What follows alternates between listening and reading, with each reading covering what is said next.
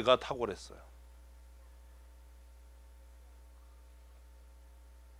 초기 선교사들이 본국에 썼던 편지에 의하면 조선은 지구상에서 없어져야 될 나라입니다. 희망이 없는 나라, 미래가 없는 나라, 어디를 봐도 희망이 없는 나라. 그런데 그 왔던 선교사들이 조선이라고 하는 이 나라와 이 땅의 백성들에 대한 이해를 하기 시작하면서 그들은 어디에 투자를 하기 시작해요? 교육과 의료요.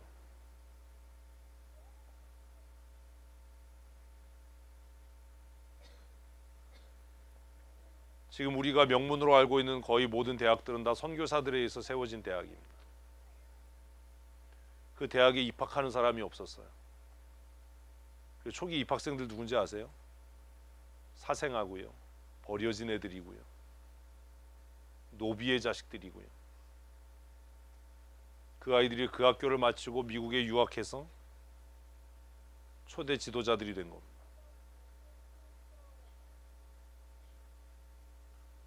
대상에 대한 이해가 없으면 전도는 열매가 없습니다. 해도 안 돼. 그렇게 말하는 건 쉽지만 그러면 그 대상에 대한 연구를 했냐? 당신의 전도는 전략적이냐? 당신의 선교는 전략적이냐? 내가 하고 싶은 것과 반드시 해야 될 건 다르지요. 그래서 사도 바울은 탁월한 선교사였던 겁니다. 물론 그가 갖추고 있었던 기본적인 틀들이 훌륭했어요. 히브리어에 능통하고 헬라어에 능통하고 헬라 철학에 능통하고 성경에 능통한 그의 학문적인 뒷받침이 그의 사역을 더 강하게 했지만 그게 어느 날 갑자기 이루어진 것이 아니라 정말 피나는 노력의 결과였겠지요. 교회가 부흥하고 성장하는 것, 피나는 노력이 없으면 이 시대에 불가능한 일일 겁니다. 이제 앞으로 교회는 꽃길이 아니라 가시밭길을 가게 될 겁니다. 정신 차려야 됩니다. 옛날처럼 텐트만 쳐도 사람들이 꾸역꾸역 몰려들던 시대는 이미 지났고요. 90년대, 2000년대 초반처럼 예배당 근사하게 지으면 사람들이 꾸역꾸역 몰려오던 시대도 이미 지났습니다. 예배당이 텅텅 비기 시작했습니다. 특별히 이 코비드 사태를 보내면서 대부분 교회들의 예배 출석이 30% 이상 감소했고 주일학교는 이제 씨가 말라가죠. 이런 상황 속에서 전도하고 교회가 성장하고 선교한다는 건 무지막지하게 어려운 일이 될 겁니다. 그러나 희망은 있습니다. 하나님께서 물론 역사하시지만 또 다른 희망은 사도행전이 이야기하는 전략과 전술이에요. 지도자들에게 이런 게 있어야 돼요. 여러분 지도자다우셔야 됩니다. 지도자들에게 뭐가 있어야 돼요? 로드맵이 있어야죠. 전략과 전술이 있어야죠. 그래서 성도들이 그 길을 갈 수 있도록 해줘야죠.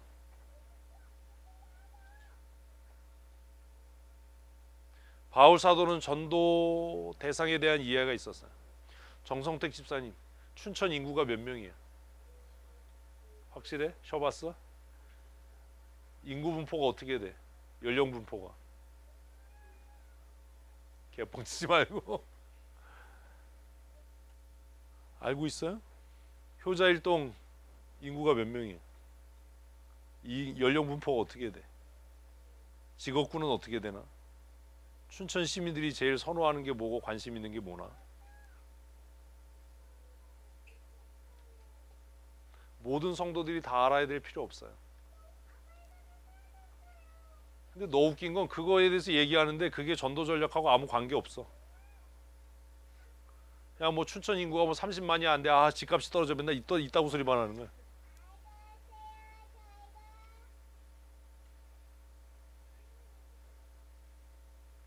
전도 대상에 대한 이해가 반드시 있어야 돼요.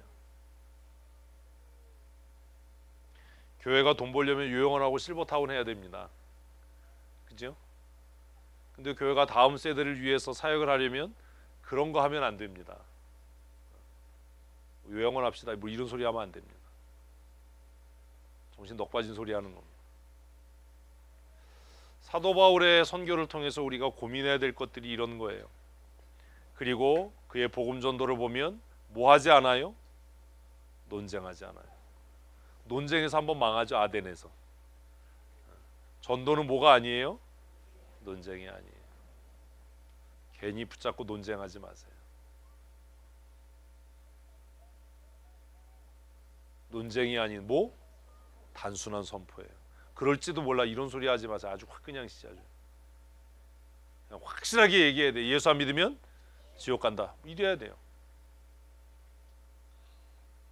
하지만요, 뭐 그렇지만요, 뭐 이런 쓸데없는 소리 그 안 하는 게 나아요. 그런 사람들은 전도팀에서 빼버려야 돼. 사도 바울은 회당장의 이야기를 듣고 17절 시작. 이 이스라엘 백성의 하나님이 우리 조상들을 택하시고 애굽 땅에서 나가게 된 그 백성을 높여 큰 권능으로 인도하여 내사. 자, 오늘 본문에 보면 자, 이 이스라엘 백성의 하나님이 뭐라고 이야기하는 거예요, 바울이?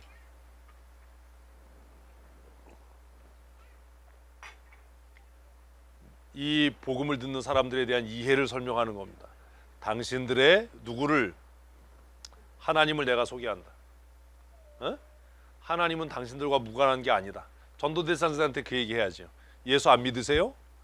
예수 안 믿어도 당신을 지으신 분이 하나님입니다. 하나님하고 나하고 아무 관계 없어요.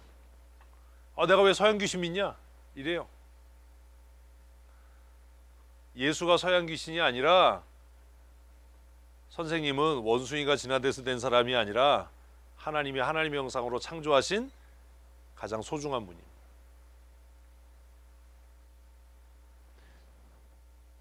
왜 좌파 애들이 인권 얘기 많이 합니다. 인간이 존엄한가요? 여러분 안 존엄하시군요. 인간이 존엄합니까? 인간이 존엄하나? 왜 존엄해? 그래야 되는 거예요. 근데 왜 존엄하냐 그러면 얘기를 못 해요. 인간이 왜 존엄해요? 대학 나왔으니까요? 돈 많으니까요? 직업이 좋으니까요? 아니에요. 인간이 왜 존엄해요? 선생님은 참 존귀한 분입니다. 왜냐하면 하나님의 형상으로 지음받았기 때문에. 도를 아십니다 같잖아요. 하나님과 당신이 어떤 관계가 있는지.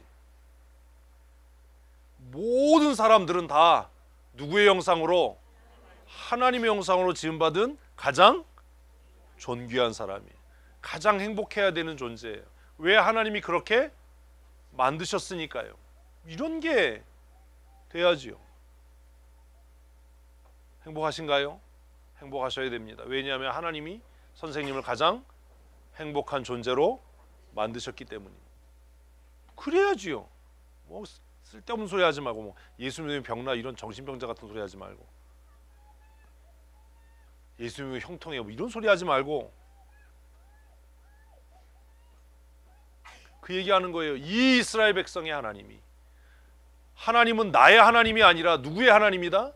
당신들과 당신들의 조상의 하나님이시다. 하나님하고 관계를 맺게 하는 거야. 아, 내가 하나님의 형상으로 지음받았구나.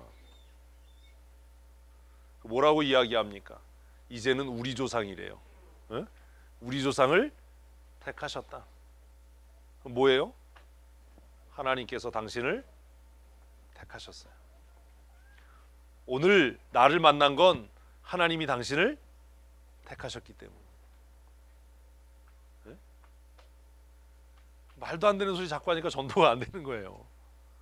아유, 오늘 제가 선생님을 만난 건 도를 아십니다 비슷하지만 하나님께서 선생님을 사랑하셔서 나를 보내신 겁니다. 우리 조상을 택하시고 애굽에서 나그네 된 그 백성을 높였다. 그래서 바울은 출애굽 사건을 뭘로 이해하는 거예요? 하나님이 그들을 높이셨다. 어? 그거죠. 오늘 선생님이 저를 만난 건 하나님이 선생님에게 복 주시기 위함입니다. 성경 읽으면 뭘 좀 배우는 게 있어야지. 오늘 이 춘천 남춘천역에 왔다 갔다 하는 사람 많은데 제가 오늘 선생님에게 이렇게 말씀을 드리는 건 하나님께서 선생님을 특별히 사랑하시고 택하셨기 때문이라고 저는 생각합니다. 그래서 복음을 듣게 하신 겁니다. 바울이 지금 그 얘기하는 거잖아요. 우리 조상들을 택하시고 애굽 땅에서 나그네 된 그 백성을 어떻게 해서 높여서, 하나님께서 오늘 나를 선생님에게 보낸 건 선생님을 높이시고 존귀케 하기 위해서 나를 보내신 겁니다. 바울 참 말 잘하죠. 이런 훈련이 돼야 되는 거예요. 나가 전도합시다 하면 아우 작정했는데도 안 돼.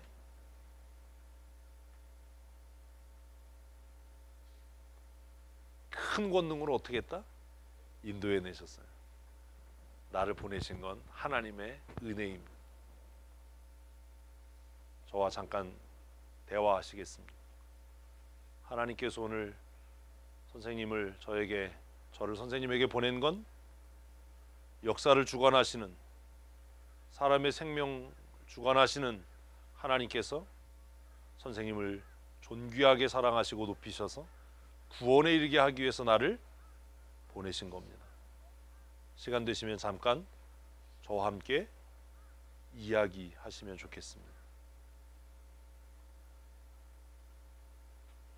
존귀하게 하겠다는데 싫다고 그럴 놈이 몇 명이나 되겠어요. 바울은 회당에 모인 사람들에게 뭘 얘기하는 거예요? 오늘 이 일이 우연히 이루어진 게 아니다. 하나님의 구원 경륜 속에 있는 거다. 인류의 역사를 주관하신 하나님이 오늘 나를 이곳에 보내서 여러분들에게 복음을 듣게 하신 거다. 그죠? 성경이 얼마나 쉬워요. 성경처럼 더 좋은 선교와 전도의 교과서가 없어요. 바울의 선교를 읽으면 무슨 뭐 선교 훈련 해주세요. 사실 그냥 읽으면 다 끝나는 거야. 이걸 교재로 쓰면 되는 거잖아. 그냥. 응? 이단들은 그렇게 하는데, 제가 오늘 선생님 만난 건 하나님께서 선생님을 특별히 사랑하시고 높이시기 위해서, 생명 주시기 위해서 만나게 하신 거라고 저는 생각합니다. 그 하나님은 우리의 삶과 죽음을 주장하시는 분이고 인류의 역사를 주장하시는 분이에요. 이럴 수 있어야죠. 예수 믿고 뭐 천국 갑시다. 예수 믿고 천국 갑시다. 예수 믿고 천국 갑시다. 그게 무슨 전도냐? 물론 저한테 목사님 어떻게 전도해요? 그러면 제가 하도 그냥 한심해서 예수 믿고 천국 간다고 얘기해라 이렇게 얘기하지만, 한심해서 그러는 거야. 한심해서. 예수를 평생 믿고 집사권사 장로가 돼가지고 어떻게 복음을 전해야 되냐고 그런 소리 하면 교회 한번 나와봐라. 그게 전도예요?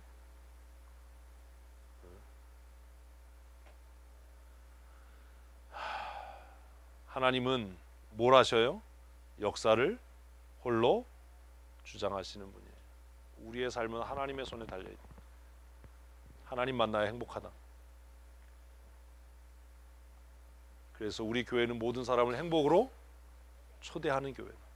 오늘 하나님이 당신을, 선생님을 행복으로 초대하십니다. 그런데 그렇게 얘기하는 사람 얼굴이 죽상이야. 하나도 안 행복해 보여. 안 돼요.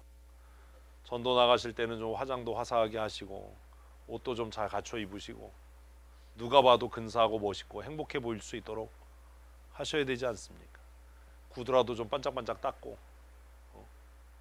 비비크림이라도 좀 쳐 바르고 누가 봐도 어우 저 사람 굉장히 존귀한 사람인 것 같은데 어떻게 전도를 하고 있네 이래야지. 옷도 그지같이 입고 서가지고 전도하면 내가 예수 믿으면 너같이 그지 되겠다 뭐 이런 생각 들면 전도가 되겠냐고요. 그러시지 마세요. 전도하러 갈 때는 가장 좋은 옷, 가장 깔끔하게, 가장 밝은 미소로, 가장 환하게 웃으면서 하셔야 됩니다. 바울이 얼마나 그 회당 사람 중에 눈에 띄었으면 회당장이 할 말 있으면 하라고 그랬겠어요. 18절 읽습니다. 광야에서 약 40년간 그들의 소행을 참으시고 가나안 땅 7족속을 멸하사 그 땅을 기업으로 주시기까지 약 450년간이라. 그래서 바울이 19절까지 한 얘기가 뭐예요? 하나님은 역사를 주관하신다. 그 백성들에게 안식 주시려고 가나안의 7족속을 멸하시는 능력의 하나님이다. 하나님의 역사는 과학으로 입증된다. 간단하잖아요. 선생님은 원숭이가 진화돼서 선생님이 되셨다고 생각하십니까? 성경이 비과학적이다라고 얘기하는 사람에게, 아니 저렇게 굴러가는 자동차도 누가 고민하고 설계하고 디자인해서 공장에서 세심한 주의를 기울여서 만드는데 이 우주와 만물이 그냥 우연히 만들어졌다고 생각하십니까? 하나님이 지으셨다라는 것을 믿는 믿음보다 더 황당한 믿음은 우리가 원숭이가 진화돼서 사람이 됐다라고 믿는 믿음 아니겠습니까? 어떻게 그런 일이 가능합니까? 지금도 진화되고 있는 원숭이를 보신 적이 있으십니까?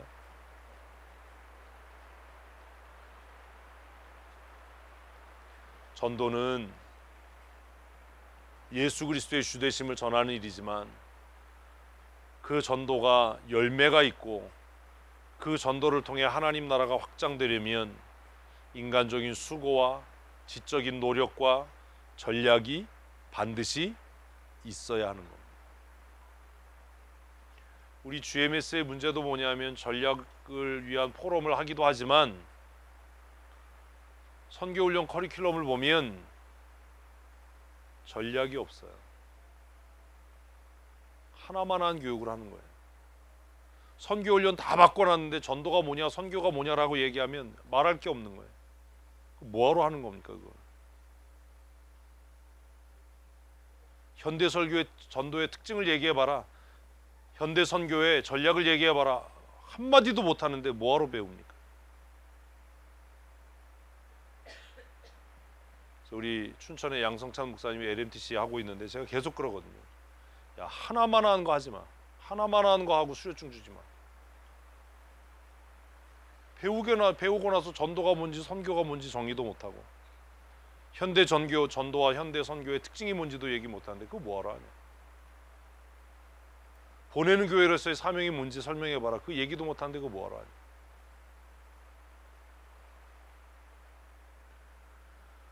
오늘 우리가 말씀을 시작하면서 이제 1시가 넘었는데 고민했던 것처럼 교회가 왜 예배당을 짓는지는 알아야 될 거 아닙니까? 예배당 짓는 게 무슨 대수입니까? 지금 유럽에 가보세요. 얼마나 빈 예배당 많아요. 지난주에 뉴스 보셨나요? 터키의 성 소피아 성당을 터키 정부가 뭐 한대요 이제? 이슬람 사원으로 쓴대요. 소피아 성당 가보신 분 계세요? 못 가보셨어요? 이제 기회를 놓치신 거예요.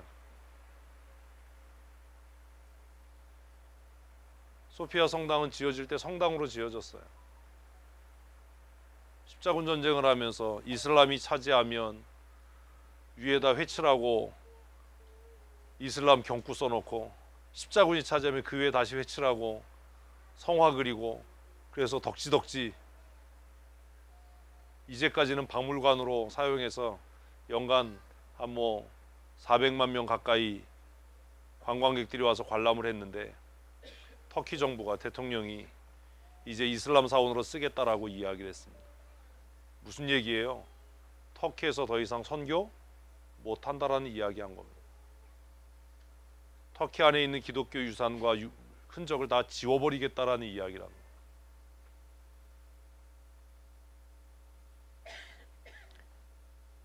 건물이 화려하면 뭐합니까? 소피아 성당 얼마나 아름답습니까? 얼마나 웅장합니까? BCD 안디옥 인터넷 찾아보세요. 교회 터도 안 남아있어요. 고린도 교회, 에베소 교회, 안디옥 교회 다 그래요. 건물이 무슨 의미가 있습니까? 그거 잘 지어서 뭐 할 겁니까? 한 세기도 못 가는 건물. 그러나 사도 바울을 통해서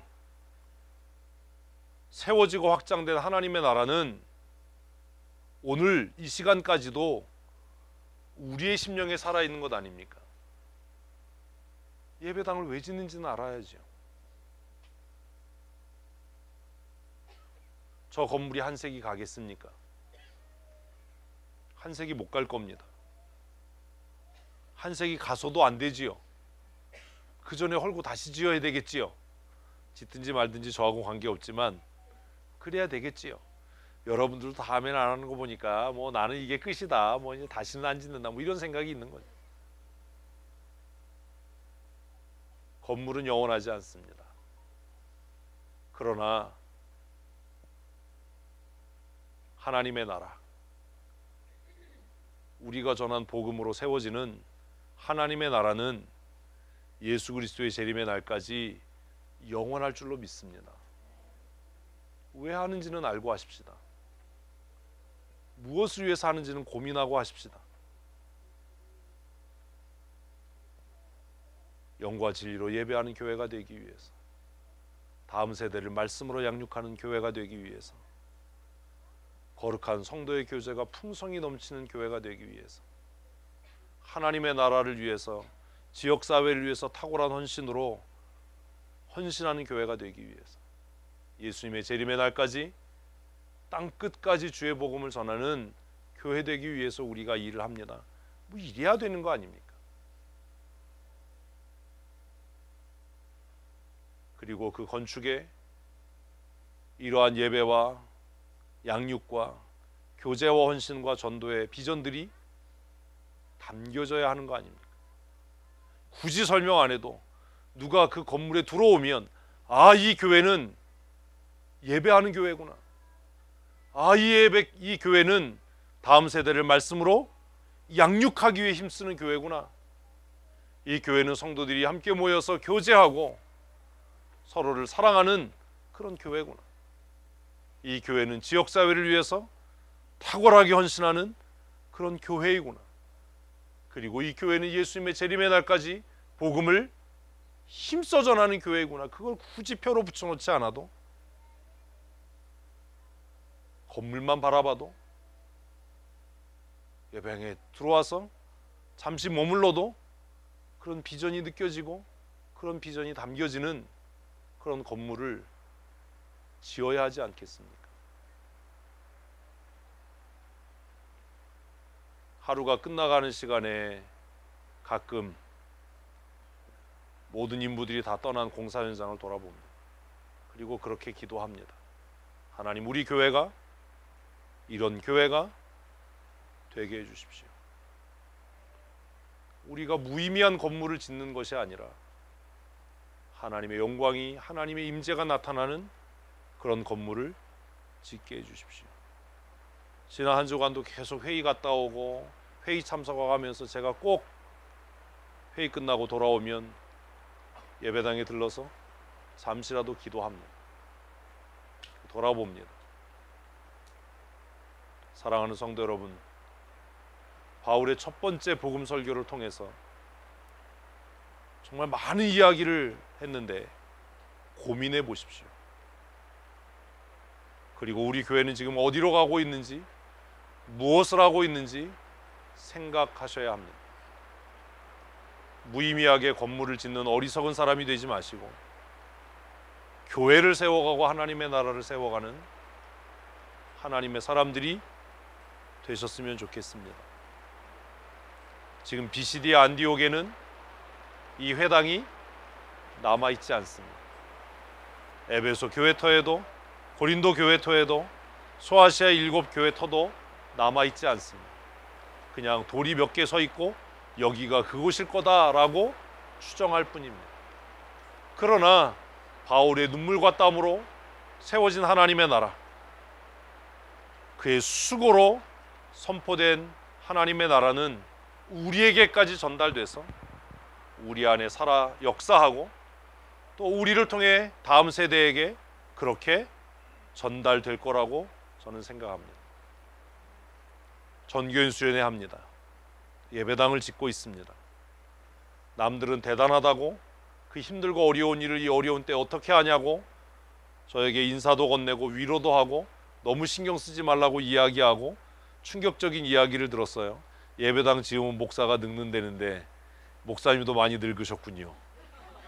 그래서 제가 나 고민도 안 하고 늙지도 않았는데 왜 그렇게 생각하지? 거울을 봤어요. 그래서 제가 마사지를 받아야 되나 팩을 해야 되나 왜 내가 늙었다고 그러지? 기분 나빴어요.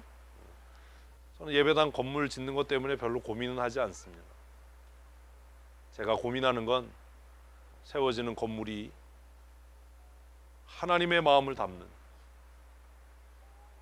하나님의 나라를 다음 세대에게 전달하는 사명을 잘 감당하는 그런 건물이 되었으면 좋겠다라고 기도할 뿐입니다. 오늘 긴 시간 동안 수련회 떠나기 전에 다음 주에 이제 또 한 주 남았잖아요. 예행 연습하는 겁니다. 우리가 꿈꾸는 교회. 사도 바울이 했던 첫 번째 설교를 통해서 우리가 꿈꾸는 교회는 어떤 교회? 열방을 가슴에 품는 교회란 어떤 교회인가? 우리가 만들려고 하는 교회는 어떤 교회인가? 하는 것에 대한 고민을 함께 나누어 보았습니다. 아까 첫 번째 질문이 있었지요. 그게 질문입니다. 기억도 안 나지요? 전도와 선교는 도대체 뭐냐? 에? 그리고 두 번째가 뭐였어요? 무엇을 위한 전도이고 무엇을 위한 선교인가? 제가 이거 다시 확인시키는 이유가 있어요. 모여서 소그룹 하면서 인도하는 사람이 또 기억도 안 나가지고 또 뻘쭘한. 세 번째는 뭐예요? 참, 대상이 중요하다고 했잖아요. 누구에게 전할 것인가? 그러면 어떻게 전할 것인가? 오늘 저녁 찬양 예배 시간에 전도 대상자 작정합니다. 왜 작정하는지, 누구를 작정하는지, 그러면 어떻게 복음을 전할 건지 구체적으로 고민하고 기도하고 행사를 위한 행사로 끝나지 않았으면 좋겠습니다. 이 8주간의 즐거운 동행이 영혼을 구원하고 하나님의 나라를 확장해가는 열매 맺는 기쁨의 일정이, 영광스러운 일정이 되었으면 좋겠습니다. 이따가 저녁 찬양 예배 시간에 그냥 아무나 써내지 마시고 또 맨날 가족 써내지 마시고 작정하라 그러면 꼭 그냥 맨날 기도하시면서 작정하고 올해 2020 비전이 끝나는 해인데 다 끝나봐야 끝나는 거니까 우리 지금 뭐 한 80명 모여서 예배하지만 올해 말에 이 예배당이 가득 차고 넘치는 그런 은혜 주실 줄로 믿습니다. 기도하겠습니다. 하나님, 우리의 예배가 하나님을 기쁘시게 하는 거룩한 예배 되기를 원합니다. 우리의 교회가 믿음의 다음 세대를 세워가는 거룩한 교회 되기를 소원합니다. 우리 안에 거룩하고 기쁘고 즐겁고 화목한 성도의 교제가 날마다 새롭고 충만케 되기를 소원합니다. 탁월한 헌신으로 하나님의 나라를 세워가며 지역과 열방을 섬기는 아름다운 교회 되기를 원하고 예수님의 재림의 날까지 복음 전도와 땅끝 선교의 사명을 잘 감당하는 그런 교회 되기를 소원합니다. 바울 사도의 첫 번째 설교의 일부를 살펴보면서 지금 우리는 무엇을 위해 어디를 향해 어떻게 가고 있는지를 고민해 보았습니다. 이 말씀들이 우리의 삶에 큰 은혜와 도전이 되게 하시고 기쁨이 되게 하여 주시옵소서.